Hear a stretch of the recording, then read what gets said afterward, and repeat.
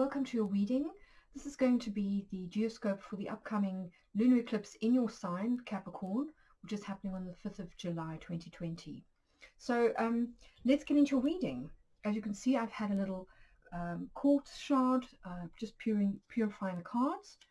But let's see basically what you are releasing, because lunar eclipses for me are all about what we are releasing in order to welcome in the new energy that usually gets catalyzed at the preceding solar eclipse. So this is interesting because it's the last set of eclipses that are going to be happening in your sign, Cancer and Capricorn. And so this is quite an important pair of eclipses. From that point of view, we're really kind of closing out things that we've been working through since we've had the eclipses in these signs, which has been since approximately I think the beginning of 2018, so about 2 years. Most Saros cycles last for about 18 months, so we're heading into a new Saros cycle in November, which we got a bit of a taste of at the lunar eclipse in Sagittarius. But anyway, let's see what the elementals want us to know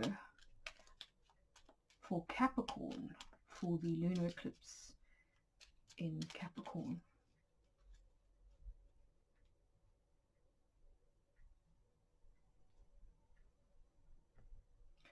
Interesting. Cards are very slippery today. Okay. Wow, Capricorn. So yes, you're very keen to kind of start with a clean slate. This is a house representing you. So this is where the moon will be at the time of the eclipse, and there does seem to be a very strong sense of wanting to kind of detach from the past and to sort of start all over. This is Albus. Now, Albus represents white. That's what it means in Latin. This is Mercury in Gemini energy, so it's quite cerebral. It is logical. It's rational energy as opposed to emotional energy. So it's interesting that we've got the moon here in Capricorn at the time of the eclipse. Now, the moon in Capricorn is considered to be in detriment. So, you know, that's because it's the opposite sign to where the sun is considered to, the moon is considered to be at home. So that's quite interesting. That is also calling for a kind of emotional self-mastery or self-discipline, you know, not being too demonstrative or self-indulgent when it comes to our emotions. And that seems to be, well, that's natural to your sign anyway. You are quite self-controlled and reserved, generally speaking, you know, we don't like any kind of anything that's too over the top. Wow. So really emphasizing this. Interesting that it's happening in your 4th house as well. So same energy, but 4th house, which is the past, roots, family, home. This is basically the kind of the base of your chart. This is the foundations. It's from here that you kind of build upwards. So you really are keen for a clean slate, and you're very keen to move into this new solar eclipse energy. Interesting. So this is 7th house of partnerships, financial sort of arrangements that usually involve a contract, as well as marriages and long-term commitments. So here we've got Via. Now this is the moon in the sign of Cancer. So it's interesting because this is exactly where Cancer will be, you know, in relation to the eclipse energy. So we've got Capricorn here and Cancer here. So this is your ascendant-descendant axis, which goes across the horizon. So this is about forward movement, travel, about wanting to kind of progress, to move away from something, to leave behind, you know, to kind of set out on the open road like the Fool in the tarot. So again, it's talking about wanting change, wanting progress, wanting forward movement, but here it's talking particularly in relation to significant others. So you could be moving away from a person or a financial arrangement, and, you know, perhaps wanting to seek something that you feel is, you know, more in alignment with where you're kind of headed. Interesting. So Aries also had this in their 10th house. So there may be some overlap of the readings there. And I do want to say that these are general readings. So it's possible that if you have the sun in Capricorn that this won't resonate with you, that you're better off watching the video for your rising sign, because then the house placements will be correct for you. So anyway, so 10th house for you is career, fame and honors, success, your reputation, the way that people see you in the public domain. So it can be your social media profile, it can be your position of public office, it can be your persona if you're famous or if you are in the public eye. But generally speaking, it's about direction of travel. It's where we want to be headed to. It's our goals, our aspirations, all of those good things, which is very Capricorn. This is a kind of a natural house for Capricorn, actually. So Puella here is it's Venus in the sign of Libra. So this is cardinal energy, it's cardinal air energy, and it's about wanting either romantic success, so perhaps you've got your eye on somebody new, you may perhaps moving away from one relationship and wanting to head towards somebody else. It is the card sometimes of marriage, but it's usually romantic success as well as harmony in general in relationships. So perhaps you're wanting to improve your public relations, your image, the way that people see you. It could also just be that you, if you do have a career that involves a lot of interaction with the public, that you're wanting, either more support, you want to sort of get more followers, or, attract a bigger audience, or perhaps that you want to smooth things over if there's been a bit of a blip when it comes to, your reputation, maybe a bit of damage control that's had to happen for whatever reason. But you're very keen to re-establish harmony between yourself and others. Now, of course, this could also extend to a career, that you may be interested in a career that involves some kind of social interaction with other people. There's a strong kind of customer-facing element, for example, like public relations, etc.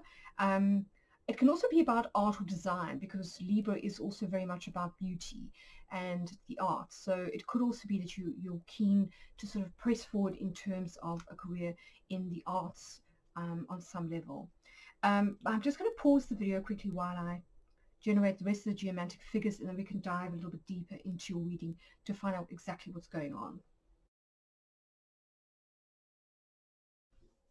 Hi Capricorn, welcome back to your reading. As you can see, we've now got all the figures converted and put into the correct houses. So let's dive into this and have a look a little bit more deeply. So as I say, at the sun, at the time of the eclipse, the moon will be in your first house and the sun will be in your seventh house. So that already tells us that one of the things that you're going to be working on at this particular full moon eclipse is about your needs versus those of relationship.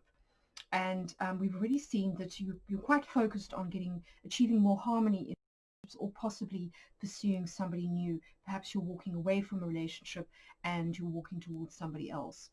It could also be a business partnership, because this is the 10th house of career, and the 7th house can sometimes also represent long-term business partnerships that we have, such as with a manager or an accountant or something like that. So at this particular full moon, we've got the moon in your first house. So this tells me that you're concerned with emotions and with releasing habits, because after all, as I said, a lunar eclipse tends to be about what we're releasing in order to welcome in the new cycles and energy that get underway when we have our solar eclipse, which happened on the 21st of June. The other thing to say is that the moon will be making a trine to Uranus, which will be in Taurus, and that is in your 5th house. Now again, this emphasizes relationships, both with children, creative partners, and potentially also new love. So it could be, Capricorn, that you're very keen on wiping the slate clean when it comes to relationships. This may be somebody that you lived with, because you've got the same geomantic figure in both your 1st and your 4th house. It could also mean that you're deciding to move, to relocate. But certainly it looks as though, given that we've got the 3rd repeat of Albus here in your 5th house, that you're keen to make changes when it comes to either your creative life, when it comes to your children, or when it comes to new romantic partners. And with this emphasis on walking away or a change of direction in your 7th house, and this emphasis on relationships going forward, it does look to me as though you are quite keen on perhaps pursuing somebody new. But of course, before we can kind of get into the new, we have to release the old. And that is, as I say, what the lunar eclipse is all about. So it's interesting that at the time of the eclipse, we've got quite a lot going on actually in your sign. First of all, your ruling planet, Saturn, will have regressed back into the sign of Capricorn. And this is because Saturn has been retrograde since about May. So Saturn has now moved back through the early degrees of Aquarius and is going to re-enter your sign of Capricorn just before this eclipse. So I think that's quite significant. It means that we're having to sort of go back and tie up loose ends when it comes to events or circumstances that have been active for the last 2 years, during the period when Saturn was touring through Capricorn, which I think roughly was about I think it was the end of 2017 until March of this year. So during that period, there may have been some developments, perhaps that led to the end of a relationship, and now you're having to kind of tie up loose ends. So that's one thing to say. The other thing, of course, is that Jupiter and Pluto will also be in Capricorn. Now, Jupiter and Pluto will be coming freshly off their conjunction to each other, which happens on the 30th of June. So this is the second pass of the 444 gateway energy that we had back in April. And, this was considered to be a real turning point when it came to, humanity, society, etc. Now Jupiter and Pluto are retrograde, so this energy is now being directed inwards. So this is a major reset when it comes to our own kind of habits, mentality, ways of doing things. So, it could be that you are keen to reset, large sections of your life, given that this energy is happening in your first house. It could also be to do with your physical appearance or your health, because the first house can represent the body. So you may be deciding to have a major makeover, for example. That's another way that this energy could work.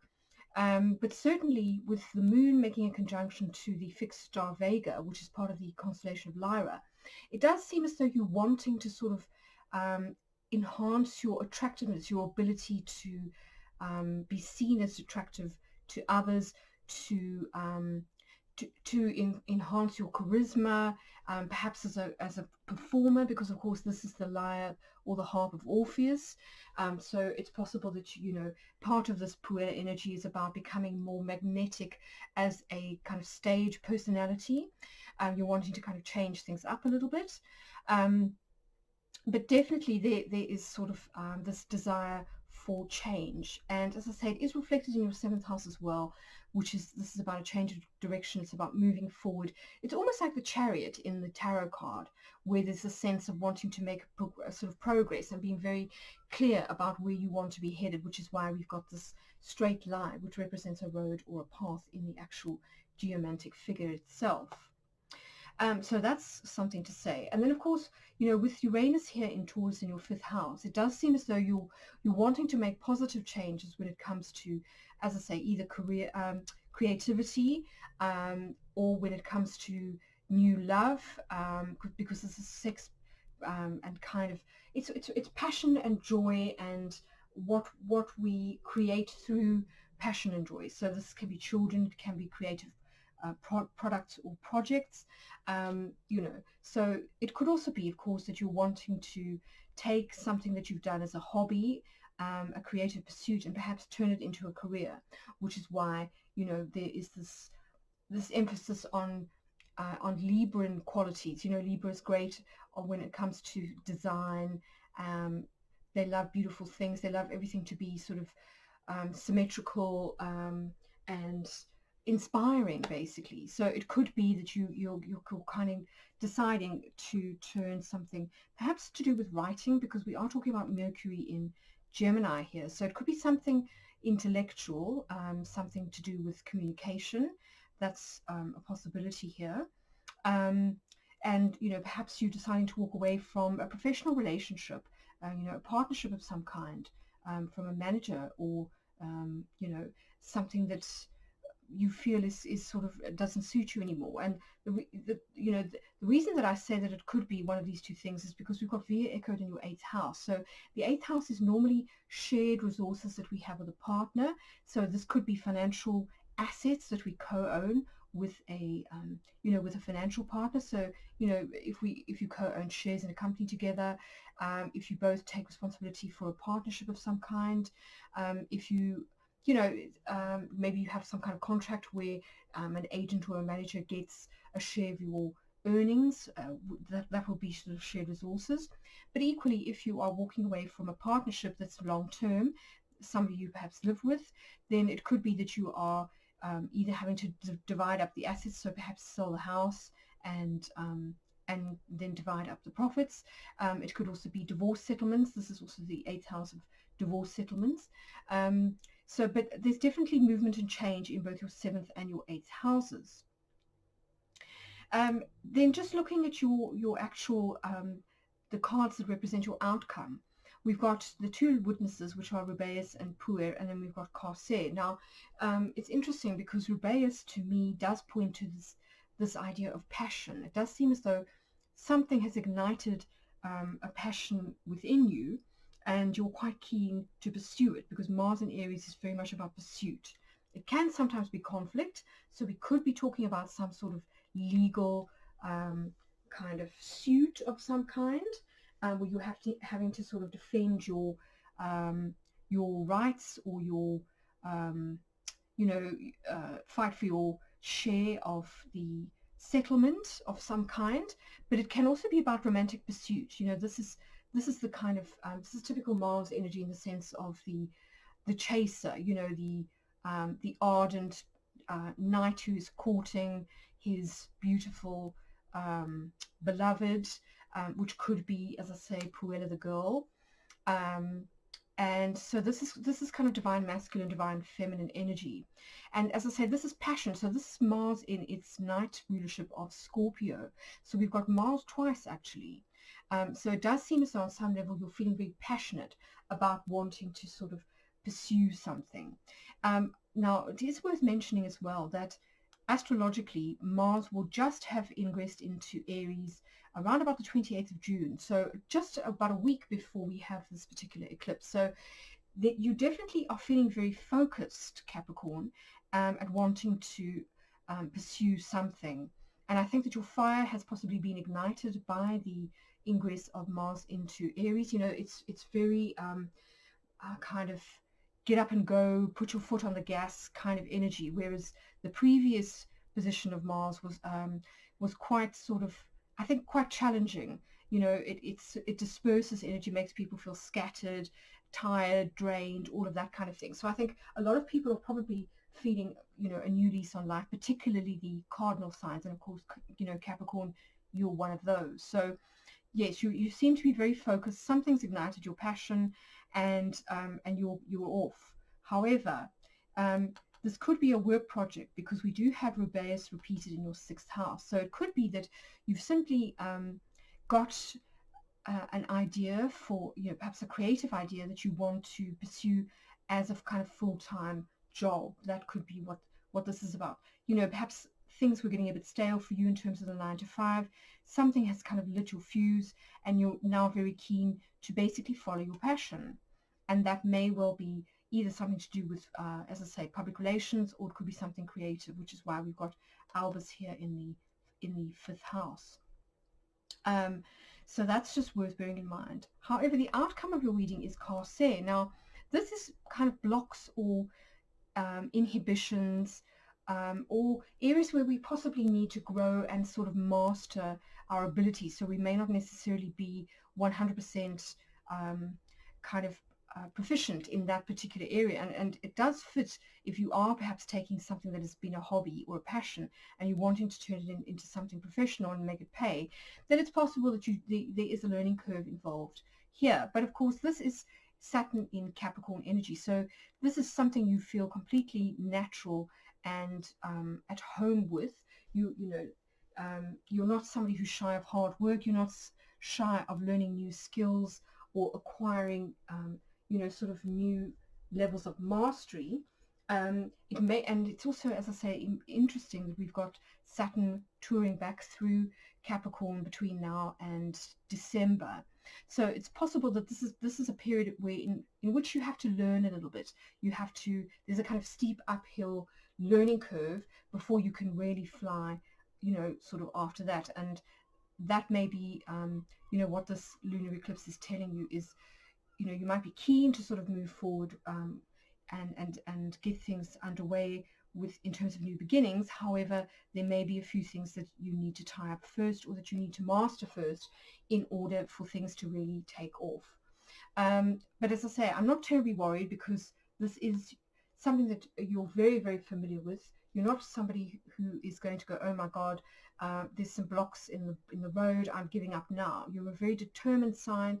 You're the mountain goat who is very adept at leaping up mountains, and is not shy of hard work. So I kind of feel as though in the end you will triumph. But I think the main thing to remember is, of course, that this is lunar eclipse energy. So it is really about what we are releasing. And so this only lasts for 2 weeks, approximately from the full moon, and then for the 2 weeks of the waning moon cycle that follows. So this is not long-lived energy. And I think that, is always reassuring to hear when a reading is not kind of 100% positive. But that is the question that I was asking, is, what do we need to sort of work on or release at this particular lunar eclipse? So I think that's kind of the gist of your reading. Just to point out, though, that you do have two areas where you do stand to be very successful, or to enjoy expansion, and that's your 2nd and your 11th houses. So these are the houses of earned income, number one, and then friends and social networks, and your kind of group affiliations on the other.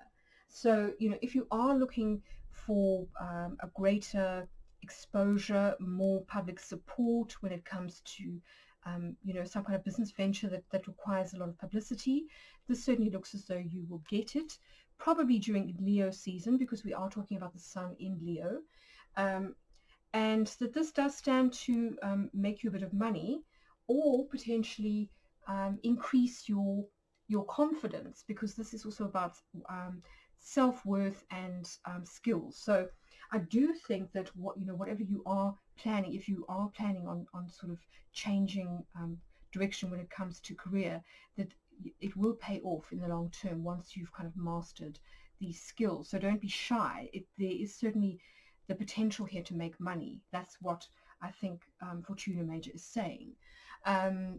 So all in all, I think quite positive. It's just, I think, a case of realizing that some things have to kind of go, and that may, I don't think this is going to be new to you, basically. I think that, if, for example, you are walking away from some kind of partnership, this has been in the works for some time, and it's just a case of wrapping up loose ends, which I feel, you're kind of going to be doing at this full moon and in the 2 weeks that follow. So I do urge you, if you haven't already had a look at the video for the solar eclipse, to watch it as well, because that will tell you what you're starting in terms of themes. I see the eclipses as being part of a pair, so they're always a kind of twin energy, the solar eclipse being what we're starting in terms of a new 6-month cycle, and then the lunar eclipse about what we're finishing off. The other thing to say, of course, is that there may be some strong overlaps in terms of themes between this particular eclipse energy and the January 2019 solar eclipse in Capricorn. Because not only was the sun in your sign, but it was also, it had strong kind of overtones with Vega. So the fixed star Vega that is going to be activated here by the moon, and it was in a similar degree. So there's a lot of overlaps, I think. So you might want to go back and have a look at that time in your life to see if there are any parallels with what started then, maybe what you're finishing off now. And I did write quite an extensive forecast actually on this. So if you're already a member of my website, just go and have a look for the forecast I did called The Song of Orpheus. And if you aren't a member of my website, then think about subscribing. It doesn't cost anything, because it will give you access to my library of eclipses, which go back about 10 years or so. So yes, I hope that's been helpful. I'm wishing you all the best for the upcoming lunar eclipse, and I'll catch you again for my geoscope when we come to the next new moon